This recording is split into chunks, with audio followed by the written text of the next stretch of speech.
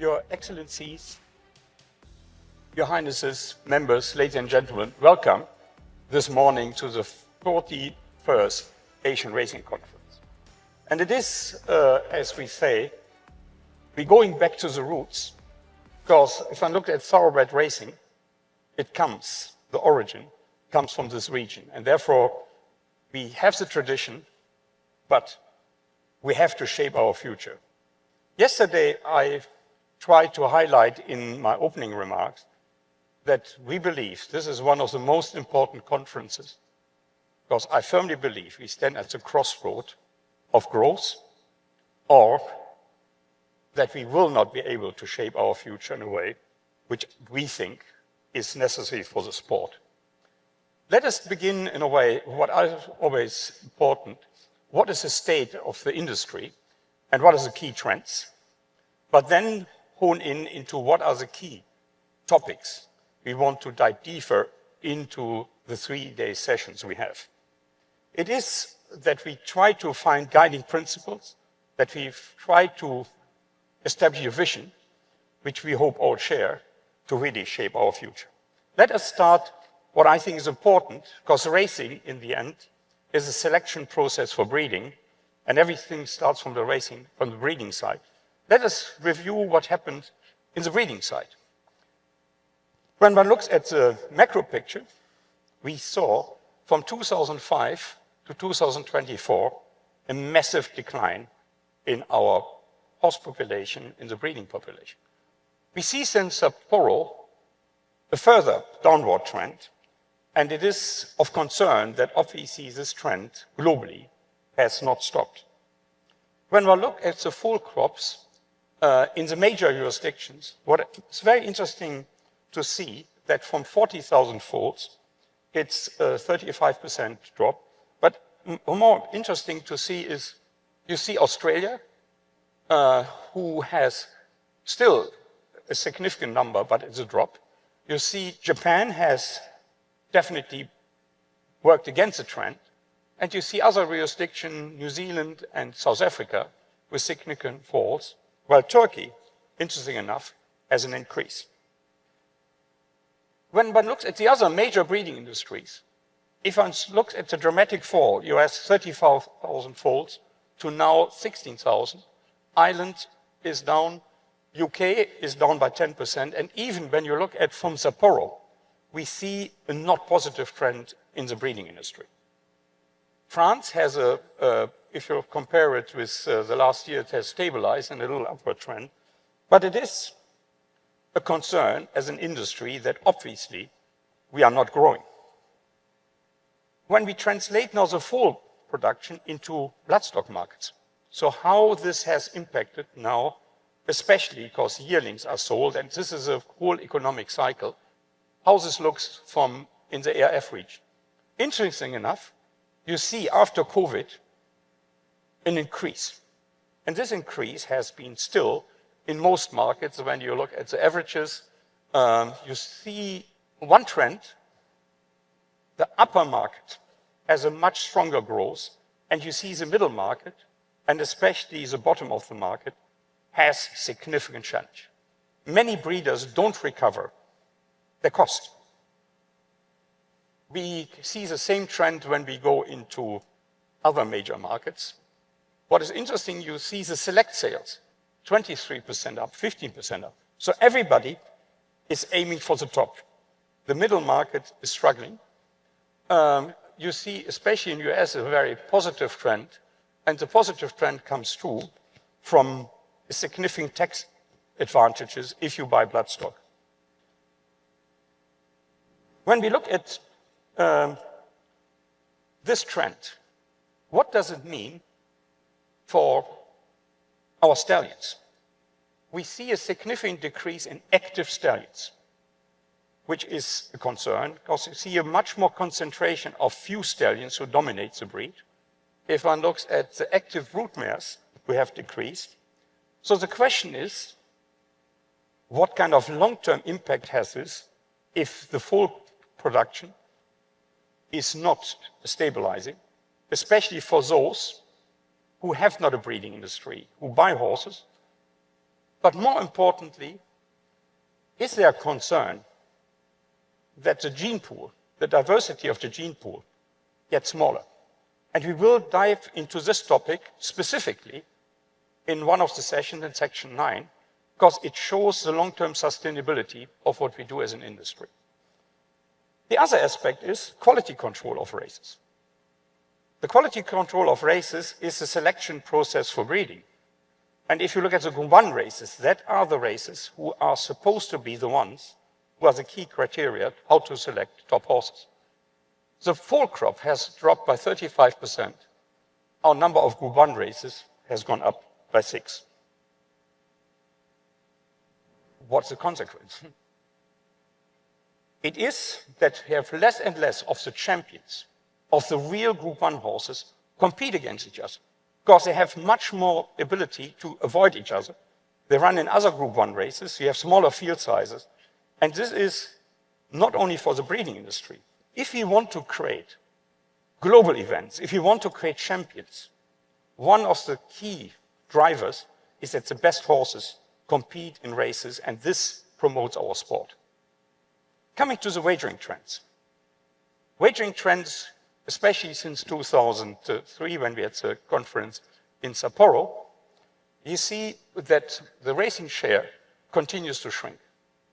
We were in 2020, had a market share of 22%. We are now down to a market share of 13%. In absolute figures, we see a growth, but the sports betting market in certain countries, but if you look at overall, the racing betting is flat, but there's a significant growth in sports market. There is a new trend, which I will talk later about, that even the sports wagering market faces a significant new competitor. It's called prediction market. I will go into this topic a little bit deeper. But what I think is important, that we as a racing industry have to look at, first, if you look at Asia. One outstanding example of success, and we dive deeper in the reasons later, is Japan, who has been able to grow. We see New Zealand, with certain activities, has been able to grow. One sees Korea, which is, when you compare to 2019, down. Australia faces, obviously, significant decline, from 14% in this year, 6%. In Hong Kong, we look stable, but when you look deeper in the figures, we have stabilized, especially we have expanded our global product with simulcast, and we have now 25, 28% of our turnover comes from overseas. The local market shows weaknesses, and I will explain later what one of the reasons is.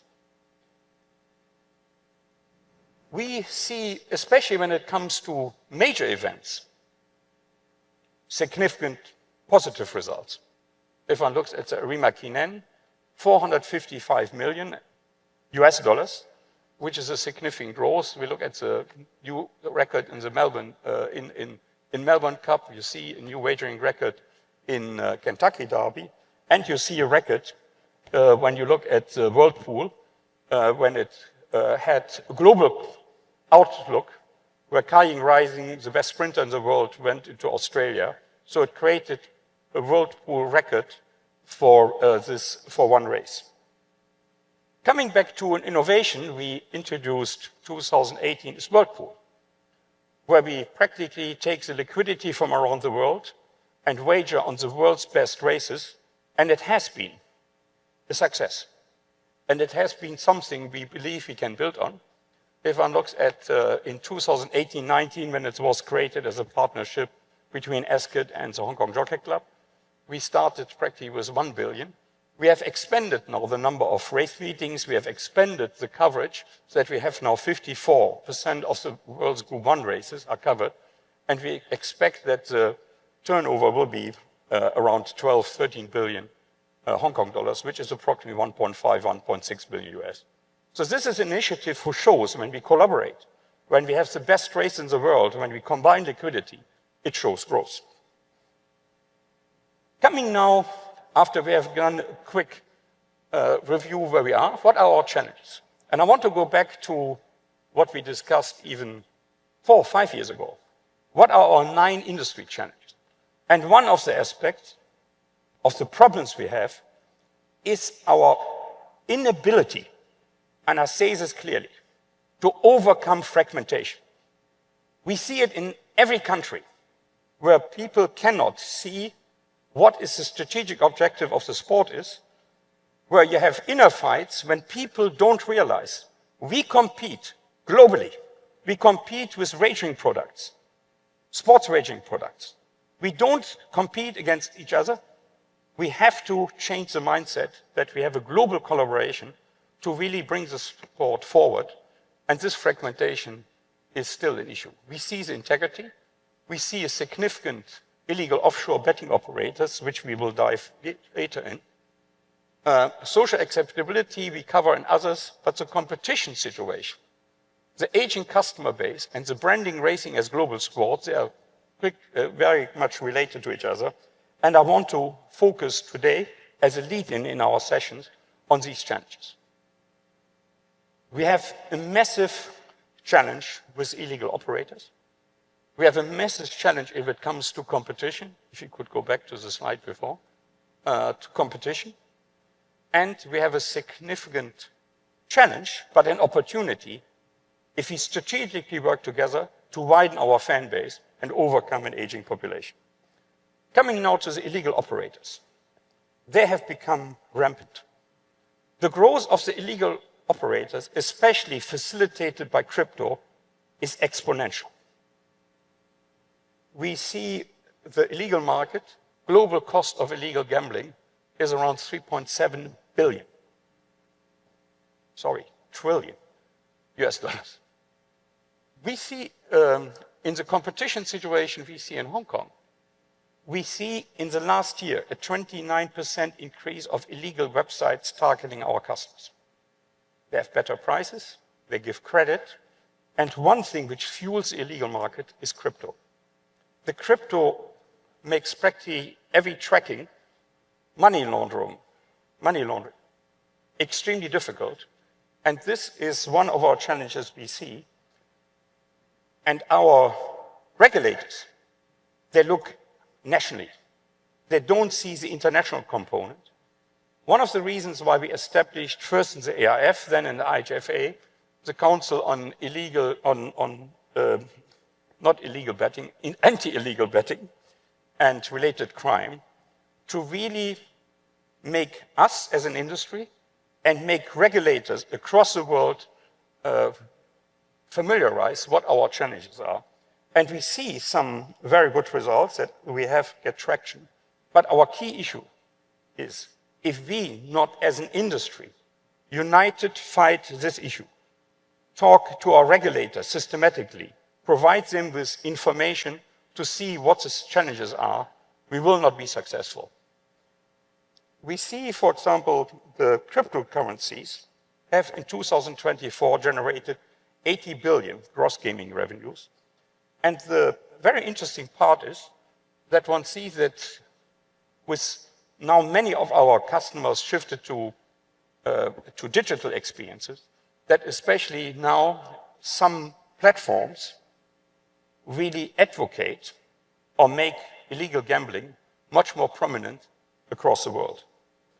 For example, there is reports from Reuters that Meta generated around 3 billion US dollars revenues from promoting illegal websites targeting the Chinese market. We see in a way that we have a significant issue regarding the cryptocurrency. But one of the key issues is if we cannot convince our regulators to change their view. Affordability checks in UK have caused a massive incentive to go offshore. We need an international effort to really make more aware what we see as a significant threat. And in the end, we're competing as racing. We compete for time. We compete for attention. We compete for disposable income. And therefore, we have to be mindful that we are not fighting with our hands behind the back. Coming then to something new, which is even the competition situation even gets more fierce. Even now, many of the illegal sports betting sites see the sports betting market suddenly completely reduces by 30–40%. Younger customers who are used everything on mobile phones see clearly gamification, instant gratification. So online AI gaming has grown dramatically. And the newest developments are prediction markets. Prediction markets is you practically bet on an event. You have a creator. I can create today's event. Will Winfried stay within the 25 minutes he has allocated or not?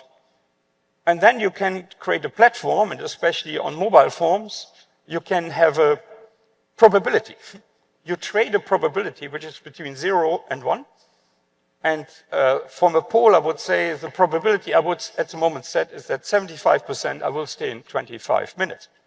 But I decide if I do or not. Many people who wager on this or gaming on this, they don't know. So the integrity of prediction markets, while it's political events, it's fine. It comes now to sport. Prediction market has gone into sport in a very big way. NBA, NFL. To give an example of the dimension, there's a new platform. There are poly markets and there's Kalshi. Kalshi's turnover was beginning of 2025 trading $100 million US. 2025 at the end it was 22.8 billion US. This is dimension we're fighting with. We're fighting for the time. They are regulated by financial markets regulation.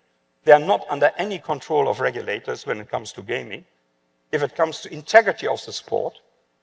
And the interesting part is now a very famous basketball player just bought last week 1% share in Kalshi for $110 million US.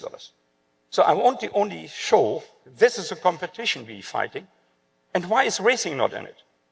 Because it's not interesting for younger customers. There will be the big events, the Kentucky Derby. They will be on it, but this is where we see that our customer base, we have to really revitalize.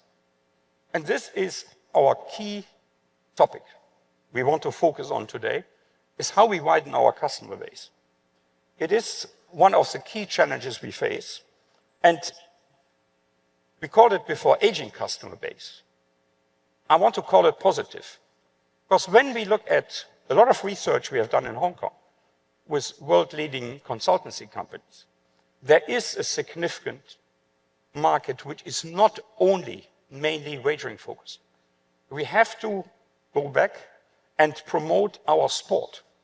If you promote only wagering, especially to a younger generation, you have no chance. Because they have gaming, instant gratification. So we have to first really promote our sport, and we have seen that with this promotion of the sport, with other revenue streams we have significant opportunities. But it needs a completely customer-centric view. It's not what we think. It is what the younger generation, the youth fan base we want to attract, what they see is a value proposition they will enjoy. So from this research, we started now certain experiences where we target very clearly a completely different segment which we had not before. We create a certain space, and it is online and offline. And it starts, from our point of view, with the experience at the racetrack.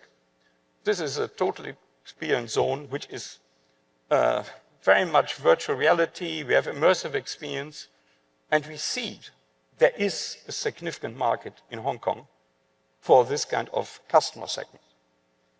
We see other jurisdictions who have great success in taking a different approach than focusing mainly on promotion of gaming. One example, and this is why Japan has such fundamental increase of fan base of younger customers, it's gamification. Pretty Derby, I don't know if anybody played it. it is a very cool concept, which obviously is very suitable for a younger customer segment, and it familiarizes people in a gaming form with horses, the character of horses. So this is a great success. Then the series Royal Family, which has been obviously a tremendous success and led to a significant increase in attendance, especially when you look at the Arima Kinen, and Goto-san will talk about this much more than I will do. But one can see if we have strategies who are customer-centric, it's not that we fight a battle we cannot win. The Everest, for example, is one example where an event was created for a younger segment. It was not targeting the older segment. It is an event, and then with a great sport, which especially this year when we had Kayak Rising coming to Australia, creates attention, creates a new dimension of the sport, and has been successful. When we see the potential we have is especially creating of events. We have to create events which is not only world-class racing, which is world-class racing plus entertainment, geared for a younger customer segment. I mentioned about the Everest. I want to mention for parity that it's not only Sydney has done something, that this has been done in Melbourne too. And you see that you have, with a new promotion, with a new target segment, you have record crowds with spectacular racing in the Melbourne Cup, which is one of the key events globally, which I think can be marketed. And we see this when we look at what we have in Hong Kong, when we create more events. And we have more target segments now with especially mainland Chinese customers who come to Hong Kong, which are now 20% of our attendance.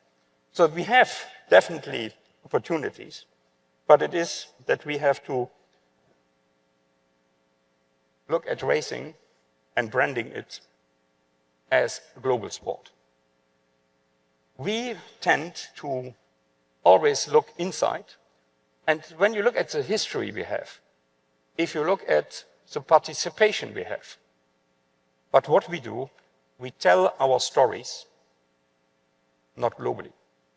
We tell a lot of times our stories, and interesting stories, interesting content, very much on a local basis. The Everest, I mentioned as an example, targeting here a completely different segment. We have the Melbourne Cup. We have to create these global events. And when you step back, why was Calendagan crowned the globals in the Longines world's best horse? Why he was the champion? Because he went to Japan. When one looks at this event, where Calendagan took on the best Japanese horses, this is events which create global attention, but we as a sport don't market them globally. It is a different way how we have to cooperate, how we have to collaborate, and how we create a fan base not only in our own jurisdictions, how we build a much more global fan base, and that we can do only if we collaborate and work together. The figures, I think, are astonishing when you look at the social media following of the event you have with Calendagan. That is what we would like to explore today. And it is, in a way, one thing which we would really ask you for your participation. And I want to end on a critical, cautious high note. First of all, we have to collaborate together, that we highlight the challenges we face from the illegal market. I would advocate that we have to further strengthen our IHFA Anti-Illegal Betting Commission to really do a much more wider research and work with each of you to convince the regulators that their approach, and educate regulators, that their approach of only looking at national frameworks is not suitable for a global world which is developing dramatically. The other aspect is that I'm convinced if we as racing jurisdictions share the same vision, same objective, that we want to promote our sport globally, that we create heroes, that we create competitions, that we create platforms which enable us to a much wider promotion and familiarization with new customer segments with the sport, that we collaborate globally, that we have a chance to turn the tide, but we have to be agile, we have to be customer-centric, and we cannot have fragmentation. With this, thank you for listening to me, and I look forward to the panel discussion to explore this topic more. Thank you.